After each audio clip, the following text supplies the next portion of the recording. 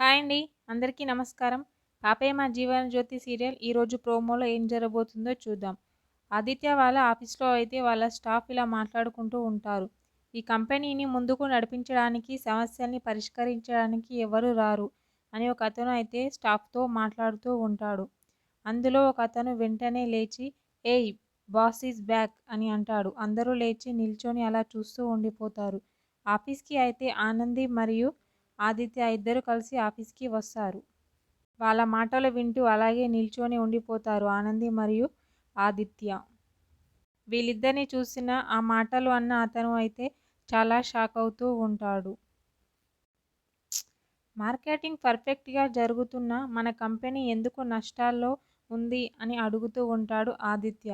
వెంటనే అతను మన రెగ్యులర్ కస్టమర్స్ ఎవరైతే ఉన్నారో ఆ డీలర్స్ అంతా మన ప్రొడక్ట్‌ని ఎప్పట్లాగే తీసుకుంటున్నారు. కానీ దాంట్లో 70% బిల్లు ఎవరూ క్లియర్ చేయట్లేదు అని చెప్తూ ఉంటాడు. ఆనంది అయితే అలా చూస్తూ ఉండిపోతూ ఉంటుంది. ఆదిత్య మరి ఇప్పుడు ఏం చేయమంటావ్ అని అడుగుతూ ఉంటాడు ఆనందిని. ఆనంది అయితే ఫైల్స్ చూసి ఏదో చెప్తూ ఉంటుంది ఆదిత్యతో.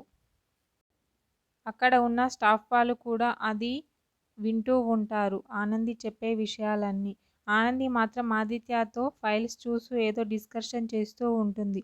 ఆదిత్య కూడా వింటూ అవన్నీ ఆనందితో డిస్కషన్ చేస్తూ ఉంటాడు. ఓకే. థ్యాంక్ యూ అండి. నా ఛానల్‌ని సబ్స్క్రైబ్ అండ్ లైక్ చేయండి.